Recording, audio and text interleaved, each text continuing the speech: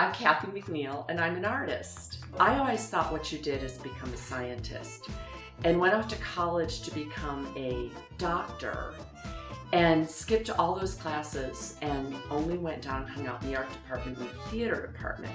And I never looked back because I loved the scale of painting big.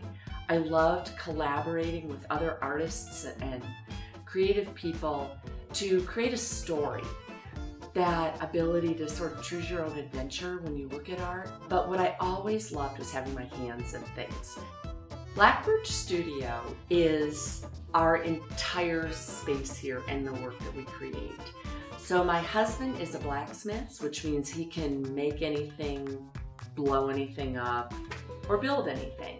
I came to Birch Studio as a scenic artist, textile designer, and painter. Watercolors, oils.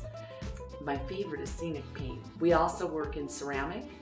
We've done some glass, in mosaic, in painting large scale and small scale.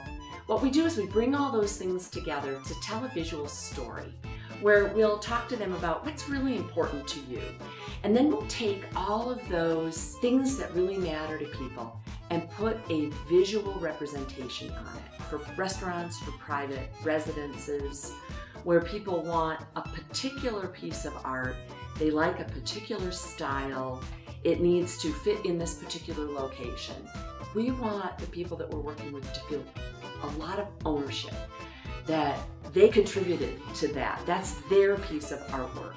Wow, you can do anything. You can tell any story you want. But we decided, why don't we call the fine art that we're doing flea circus? And the different shows or the different art pieces become little chapters. So I was making these little guys. I didn't know what to call them. You could look at them and say they're a clown, they're a dunce, they're a pope. A friend of mine gave me a great word for them. We called them penates, which is a Latin word for household god. We create these gods, we create these ringmasters in our lives, and we harbor them. We take them deeply internally and disguise them, but then they rule us, even though they're of our own creation. What are these gods I formed in myself? What are these ringmasters that I formed? I just kept building them until I had a drawer full of them. They are genderless, they are classless, and it gives me a place to start with a face, pressing into the clay.